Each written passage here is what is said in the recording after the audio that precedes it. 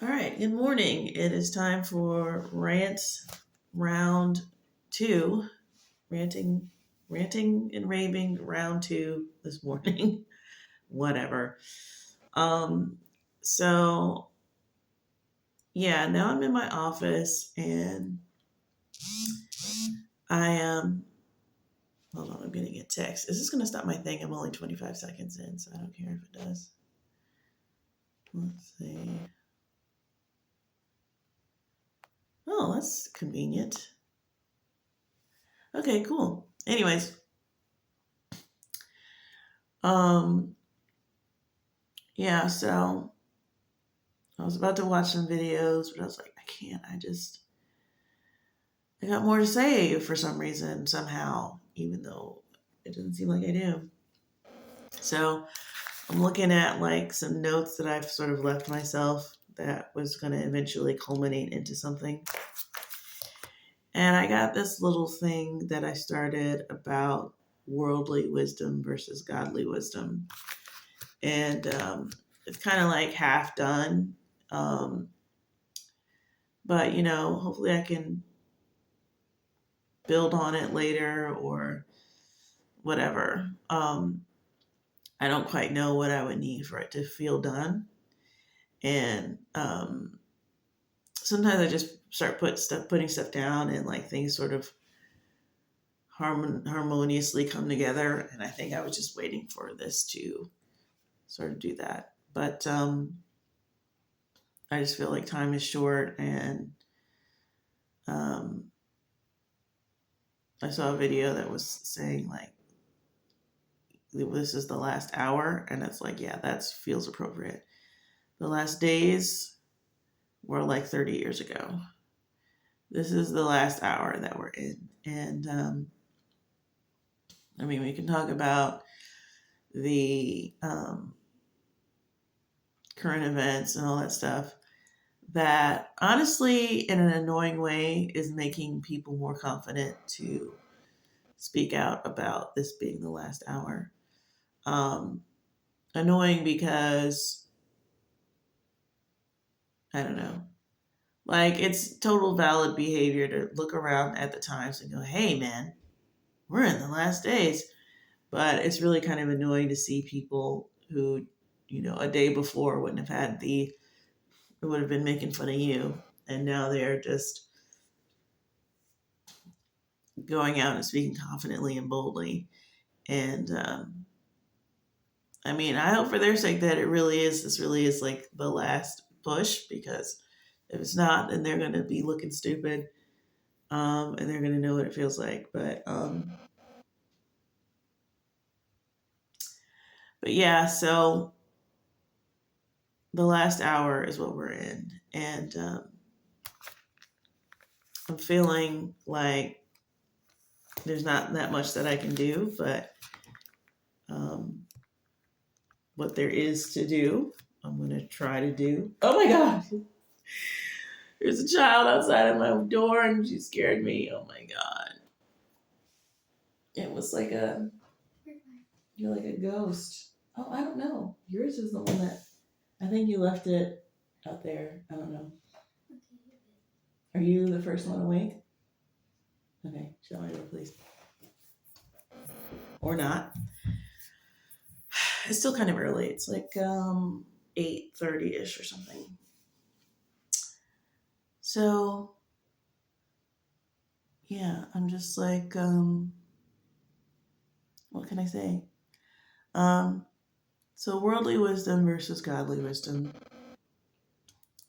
So my first point that I had down is that worldly wisdom is anti-unconditional love, and that is really true. Because worldly wisdom says that you have to um, draw a line. And this is not to say that worldly wisdom is bad, in the way that,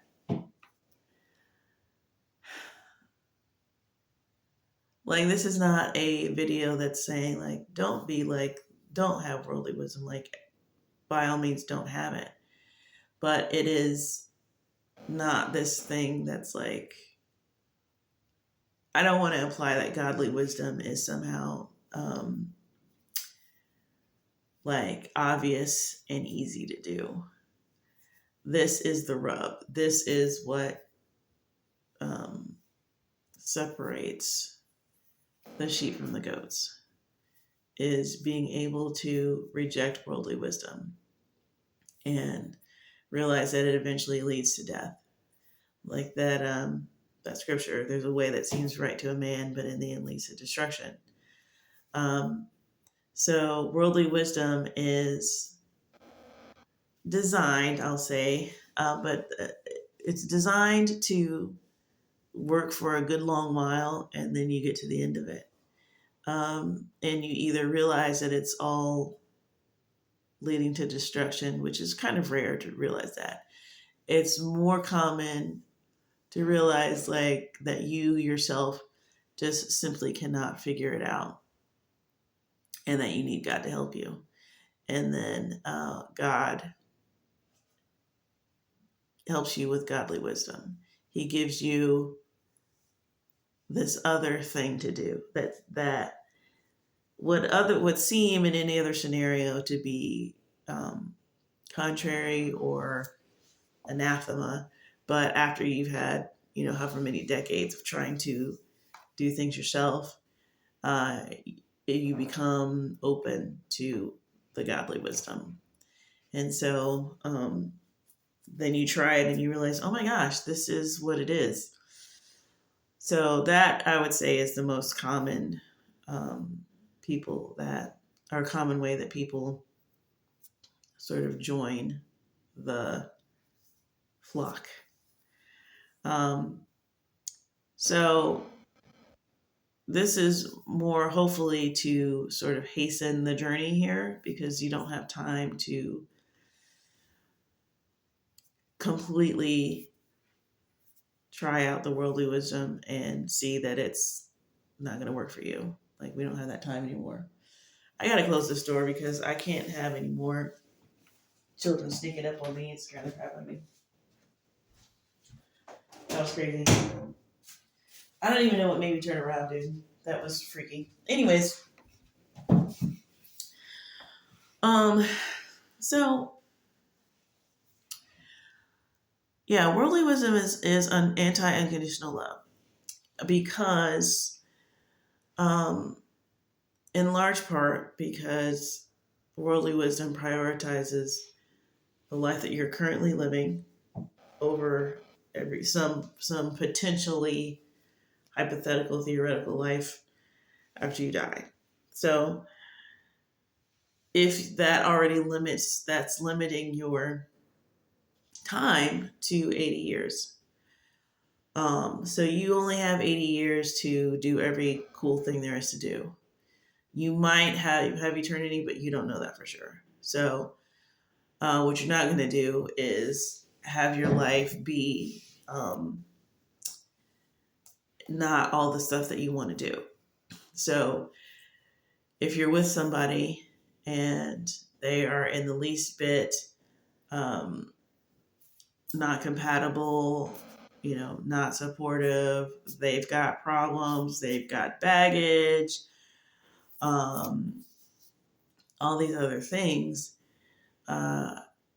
you've got to set up your, within reason, of course, but you got to set up your conditions of what you're not willing to accept. And then you move on from that and go to another situation. And it's very, very hard to see through this because the proponents of worldly wisdom are going to tout their successes so often and so loud that it makes it seem like a sure thing, and that if you're not getting success, it's because you're doing it wrong. The idea that you could, let's just talk about unconditional love in a relationship. The idea that you could find that every single person in the world is going to find someone to love them for them in a perfectly supportive environment. All you got to do is just let's get rid of the young marriage so that we're not confined, so that we can widen the search for longer. And let's have these rules in place so we don't waste time with people, because you only got 80 years. So let's not waste time with people who aren't going in the direction that we are going, and don't have the same goals, and don't have share the same beliefs, and don't have if they can't make you laugh, if they can't make you do other things, if they can't, if they're, because you got a perfect person out there, and write down your list of your favorite stuff, and all of this advice, and all these old people who are telling you, you should have, if I had done this, I would have did this, I would have had this, I would have traveled the world first, I would have did all this stuff, right? Everybody looking in the past and saying, like, why did I take this path? Regretting the uh, the path that they're successful. They're assuming that they could have been more successful if they had, that success would have remained, that would have stayed with them. That had nothing to do with the path they were on. That is just how it would have been. They could have taken that success to a different path, which is always the mistake that people make. And I mean, you don't have to, at a certain point, you don't have to live two lives to know that that's how it works.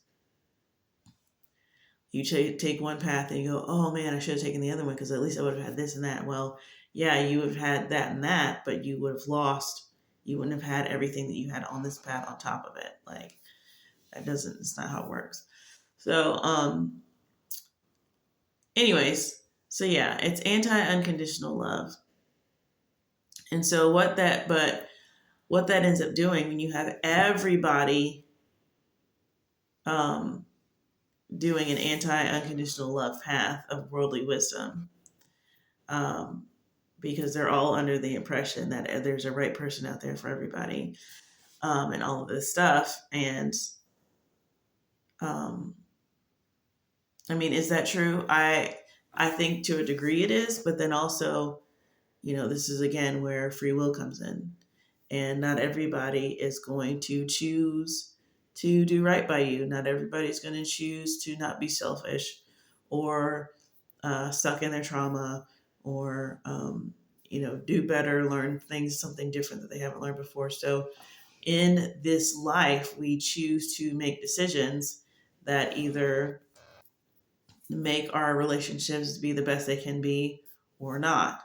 That are it, and that's going to be like the stuff that God sort of judges us on when we go. We always talk about Judgment Day, or we talk about, like, ultimately people getting what they deserve or whatever.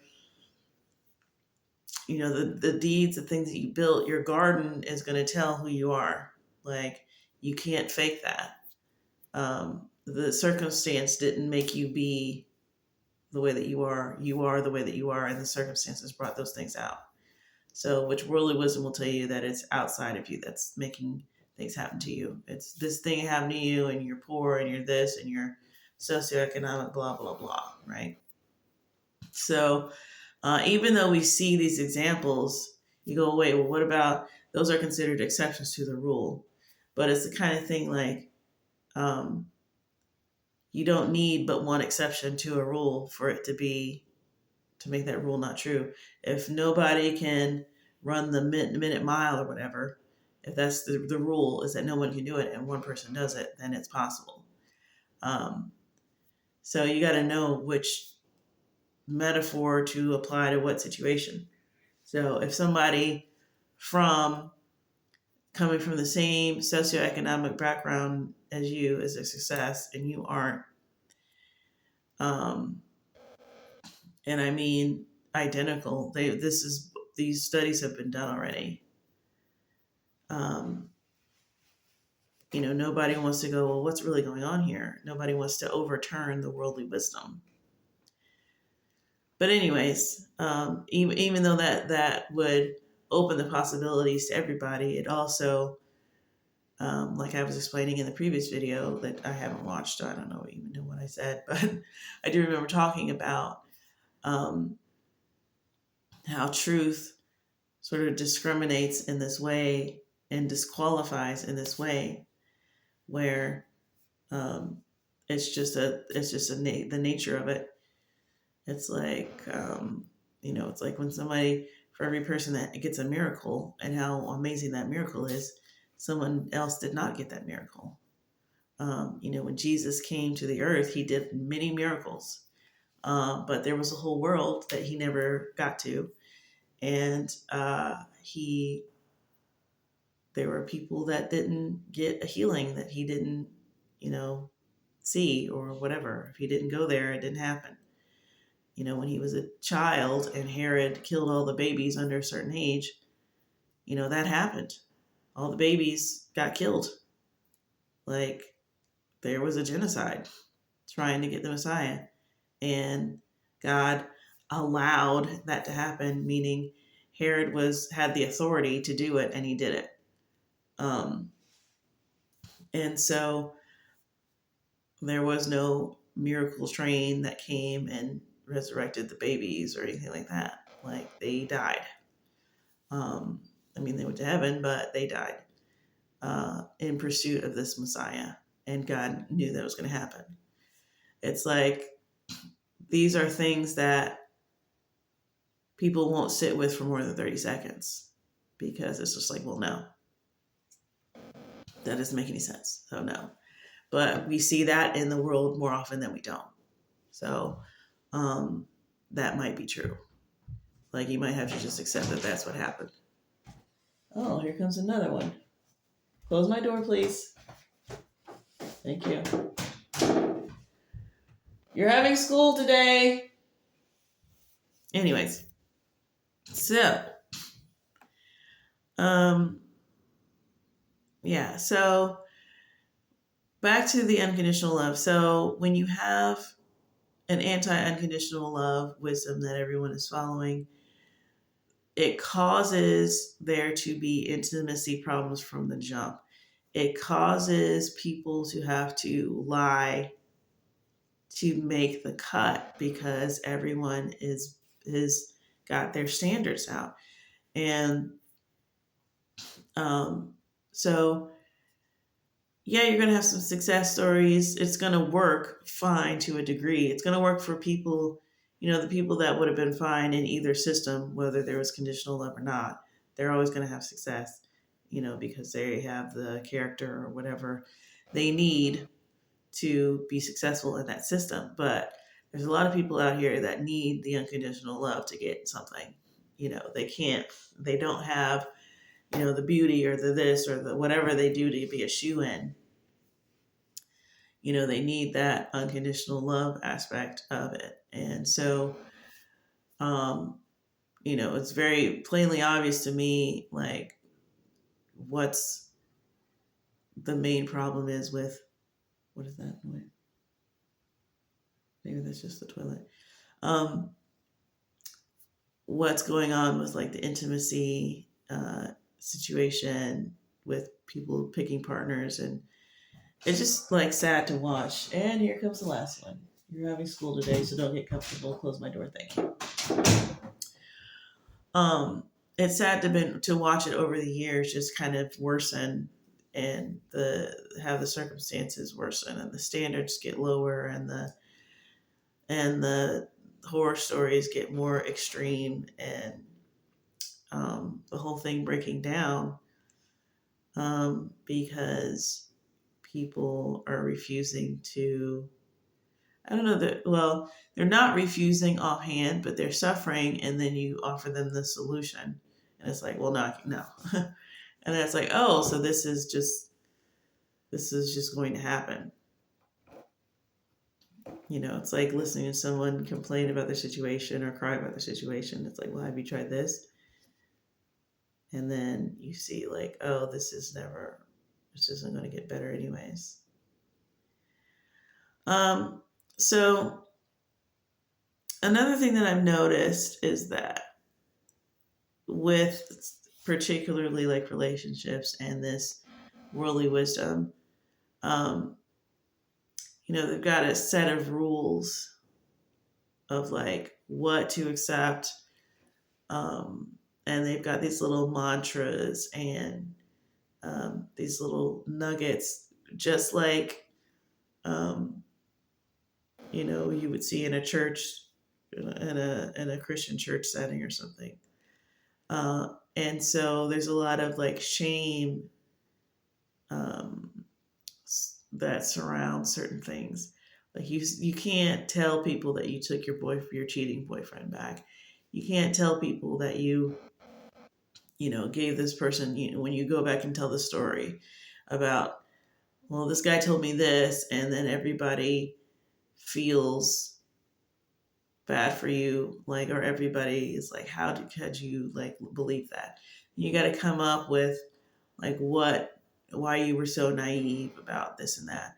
And there's the same sort of um, high and mighty, high horse, that isn't relegated to just religious spaces.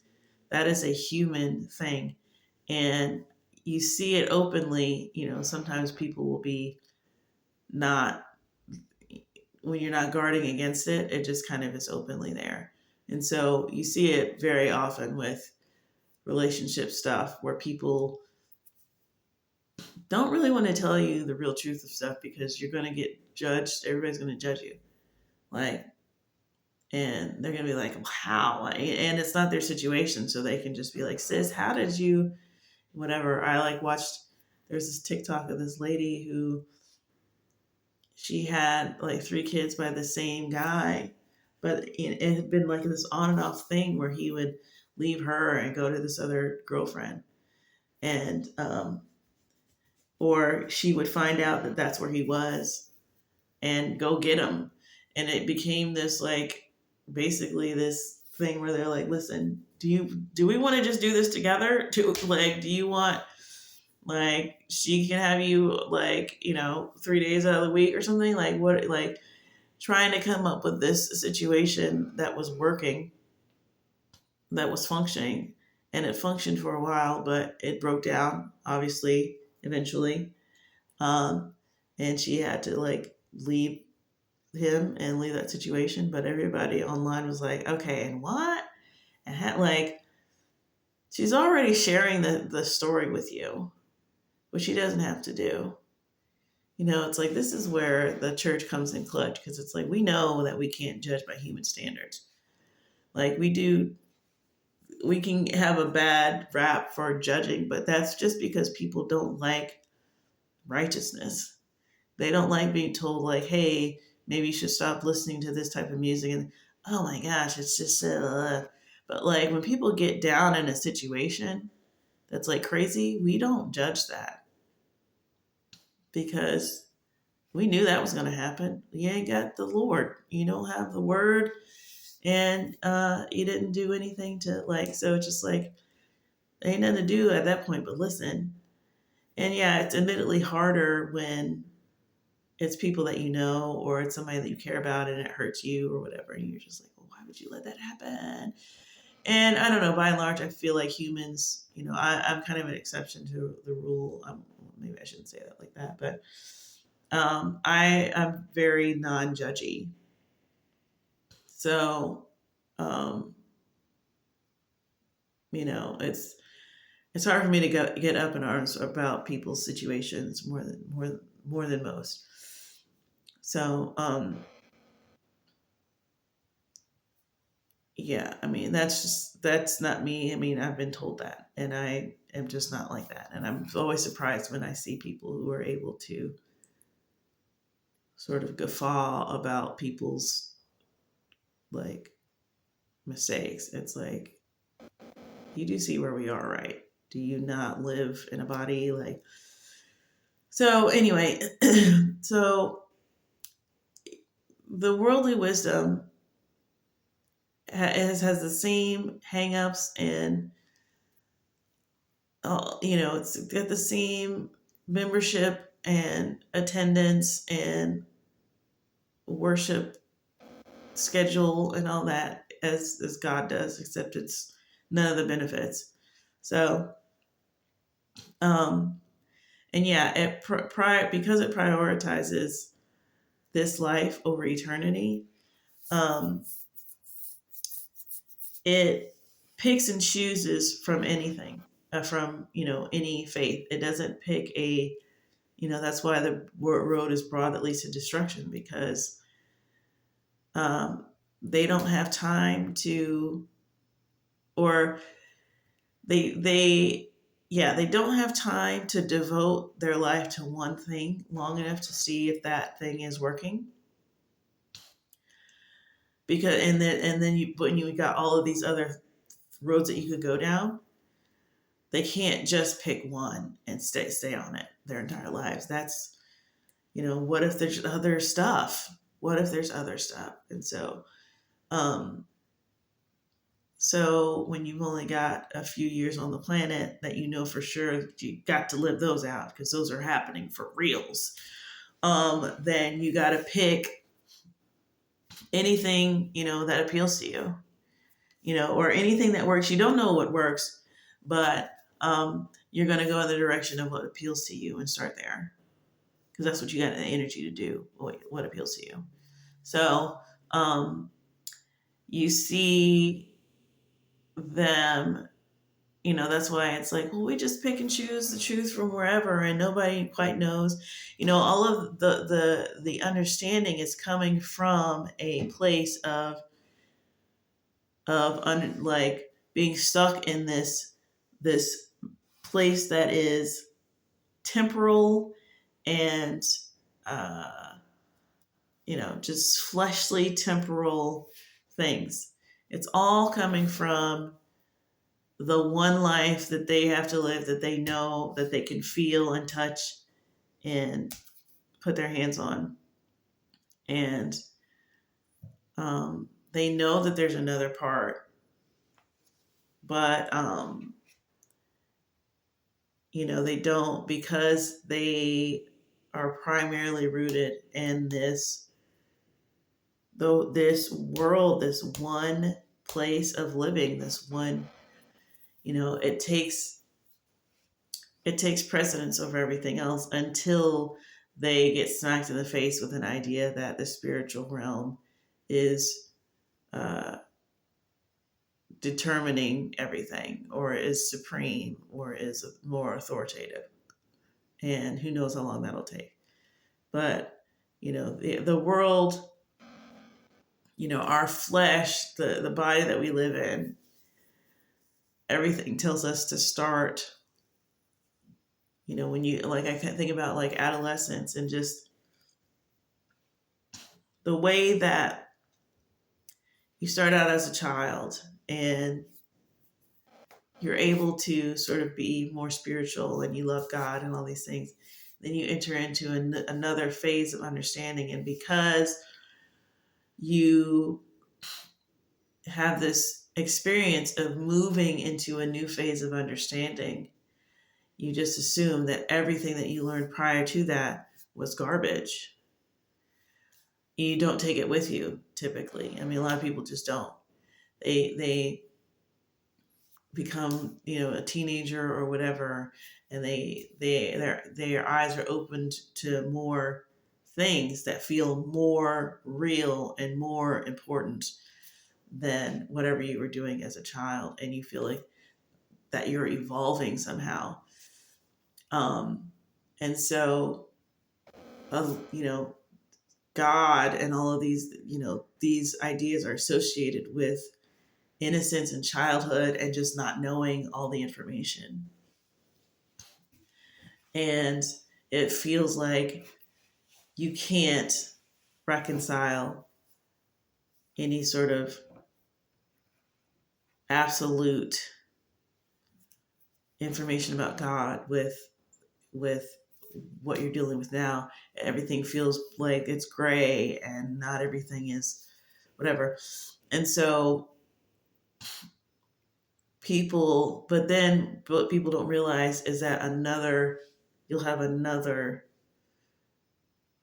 like, what do you call it? I don't know. What do you call it? Revelation? You'll have another period of time where you're going through that again. And it's hard. Just seems really hard for people to backtrack and go, maybe I let go of that innocent, like childlike faith stuff too early. And it's hard. It's just really hard for people to, once they turn their back on something, especially when you're in the worldly wisdom system. It's hard to be like, wait, let me go back. That was actually right. That was actually the right thing. Because everything is go forward, go forward. There's more to look at. There's more to do. There's more than just this, anyways. Like, and I have this. I put down, throw something at the wall and sees what sticks, and then there's a 40-year turnaround. And I think what I was thinking of is like, um,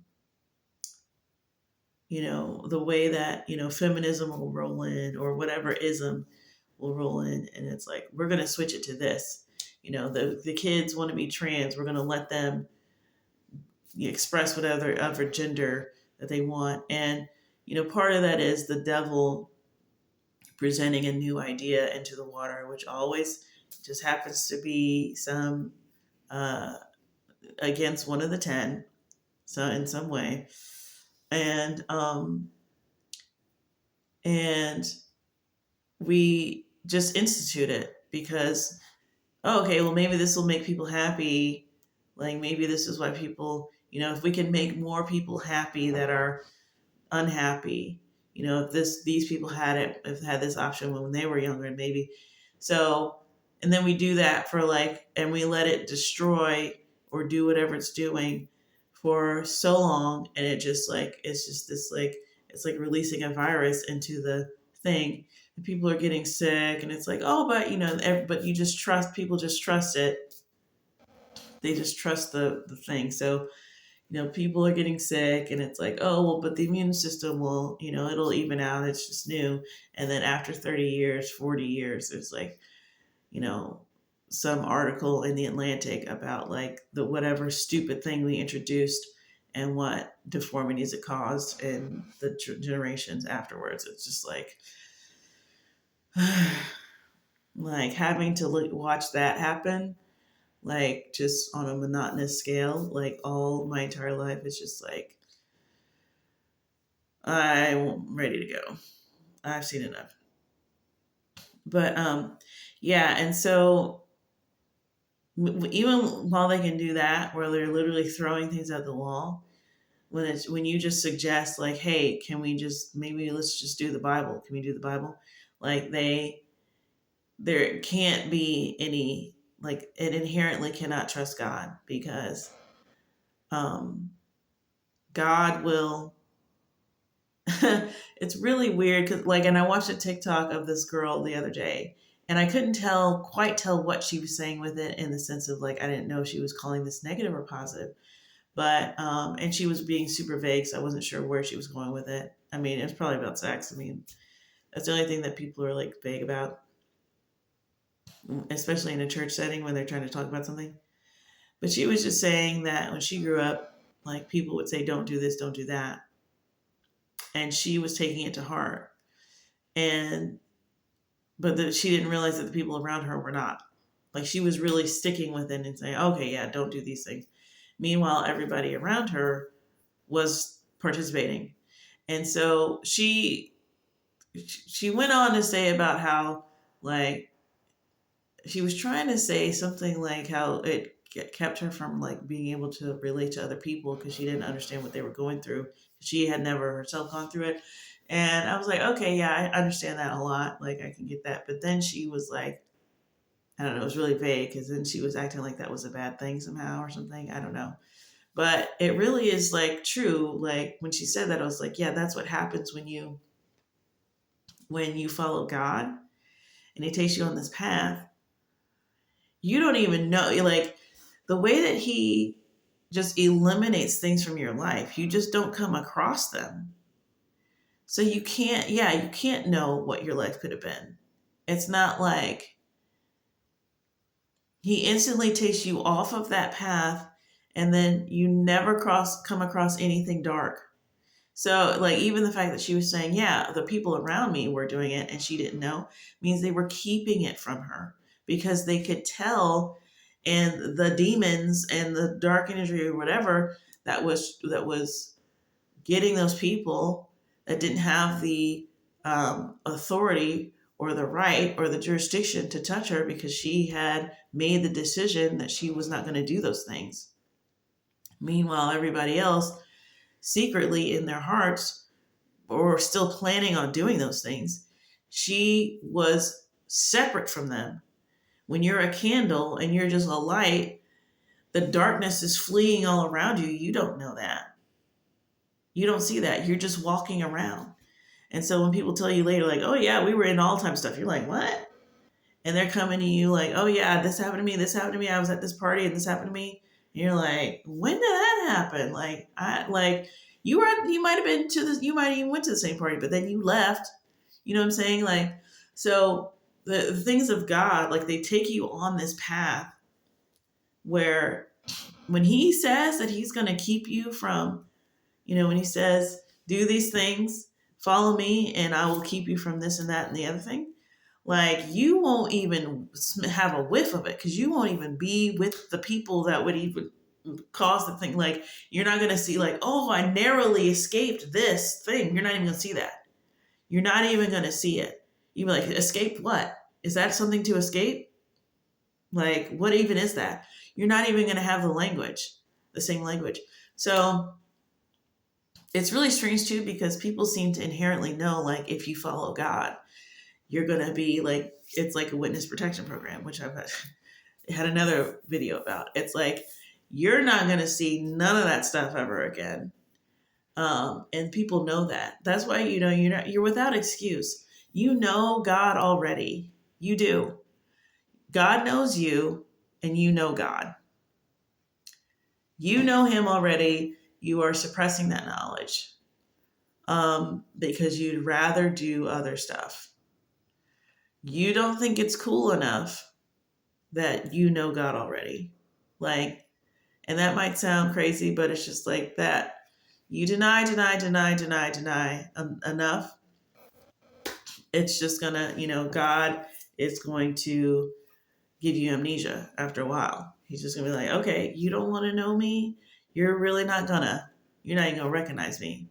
Like, that's how it is. The further you move away, the more steps away you take, the more you do give him this gesture, the more it's removed from you. And that's just the nature of it. It's just the nature of it. This is spiritual. So you deny a spirit enough, it gets further away from you. The further it gets away from you, the more other things can come in without fear of retaliation. The closer God is to you, the more the darkness is just gonna, like, steer clear there, because they're not trying to have a full-on fight. So yeah, the worldly wisdom inherently cannot trust God. It is incapable of trusting God. It cannot incorporate the things, just like I was saying. God is going to take you and whisk you off to a different place. You're going to have a completely different life with completely different circumstances. You're not even going to know what other people are even talking about. So you cannot just have God and have this and have this, and it doesn't even work like that. And then, like I put that it's worldly wisdom is inherently selfish because you're worried about your 80 years here. So you can't ultimately, they try to incorporate some philanthropy, some type of charity, something that, because everybody is made in the image of God. So you still get feeling good stuff from that. But as far as like sacrificing your whole life, no, you can't do that. As far as letting someone else just completely get ahead of you and, spending your whole life as a slave, no, none of that's, you can't do any of that. You can't do anything of that. You will miss out on everything because this is all there is. That you know for sure. So, and then the selfishness breeds insecurity, and I can't remember why I put that, but I don't know if that was like still in the relationship vein, because, or maybe, I don't know, maybe that's just like culture in general, where it breeds insecurity and lying.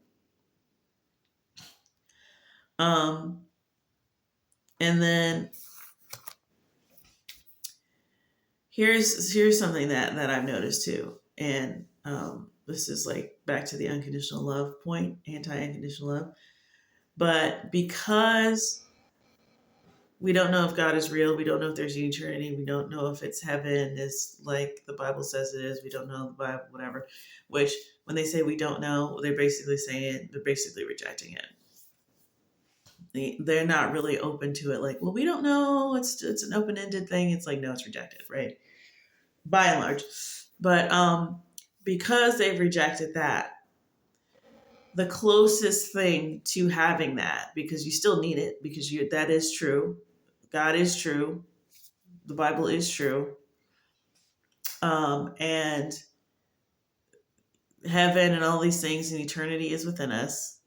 And worship is within us, because that's how God created us, to have this reciprocal thing, and the need to worship God, because it's for us. It's good for us. Um, I mean, it's hard to really put into words like how God is like, he's just so much like, you can't, like, we're not gonna be able to fully understand like what God is like. To us, even at most, he's just like an answer to a conundrum. We're not really thinking of like the pure and utter supremacy and majesty. Like, it's just so vast and like unfathomable. So the fact that like we kind of need to worship God to be okay, like, that's not him being like narcissistic. Like, he's just supreme and perfect. It's like beyond. Like, every once in a while, the Bible does tries to do a good job of like accurately explaining, and you'll have these moments in your life, and you'll have these, you know, these things that make you understand and contemplate things, or whatever. A baby being born, seeing, some landscape or whatever, but it's just like, or just seeing how things function, how things work. Um, and you just realize like how God is like, we just need to worship him. Everything is worshiping him. And um, because we are who we are, it's like everything is kind of like in service to us, but it's in service to him first. And like, I think that's where we get our, when people get indignant about God making this decision or that decision, or they only entertain him to sort of mock his decisions, and like, we get the courage to do that because we're a creation, and clearly everything in the earth is like geared towards our survival and life. The plants, the animals, the atmosphere. So it's this weird thing where in one breath it'll be like this nihilist thing, but then we also kind of do see, like, or take for granted at least, that like everything here, including each other, is here for us to, uh, everything is in service to us living here. And we are supposed to be the same way. But um, when you don't have that sort of loop of worshiping God and then God, um, you know, taking care of you, you seeing the glory of God, and that you benefiting from that, and you getting your food and your nourishment from that. Okay, well, if you don't have that, what do you do? You know, how is like the majority of the world even functioning? Well, terribly. You can see, you know, everybody's got, you know, they got vices, they've got this, they've got that. Um, but the highest open, highest pursuit that you're allowed to sort of just go all in for is the relationship, the romantic relationship. Because, and when you think about it, it makes sense because it's the closest thing to God that isn't God, but that is real and tangible. And, uh, you know for sure that exists, even though there's all this like um, allegorically spiritual biblical stuff going on with it, invisible non-evolutionary stuff going on with it. It's tangible, it's real, so we forego thinking about it too much. So everybody is allowed to worship the relationship, worship another person, worship the idea of another person fulfilling you and doing all the things. You might as well consider secular music to be worship music for flesh, like, um, because that's basically what it is. You're just constantly listening to, like, to have every single song to be about that, with the exception, there's probably like 1% of songs that are about, like, I don't know, a great thing that happened in your life, a party, the weather being good on it or whatever, or put your hands up, whatever. Like the rest of them are about breaking up and finding a new person and then being in the relationship with that person and then letting go of that person and then optimistic that you're going to find somebody exactly like that other person, or I did see somebody like that person, I couldn't be with them because it was too much like you. And just, I mean, like, have you ever thought about that our entire musical system revolves around this? And then what's crazy is you see all of this relationship worship and this promise of fulfillment if only you find the right person. But you got to make sure you don't waste time with these other fools because you only got a few years, and you can't. But then, like, the people who do whatever they can to get that relationship, keep that relationship, stay with that person, and value it, whatever state that it's in, that is not allowed. So it'll chastise people for being desperate for this thing that it is forcing you to want and think it's the only thing out there. So, and then the last thing that I had was that worldly wisdom judges, because um, if you live in this world, you kind of need to judge people. So it relies heavily on it, actually. So I think I talked about like that. Do not judge, and how miserably like most people are failing at not doing that, just like everything else that Jesus said not to do. Um, and yeah, it's kind of like you need to do it. And I don't know. I know that the church has a reputation for being judgy, and I can get why that is, why people would say that. But the judgment that, I mean, you can honestly take or leave it, because you don't need it's not you don't need the church people to be in relationship with God or to do it successfully. Everyone's connected to God. There's no, the church doesn't hold the key to your success or happiness or whatever.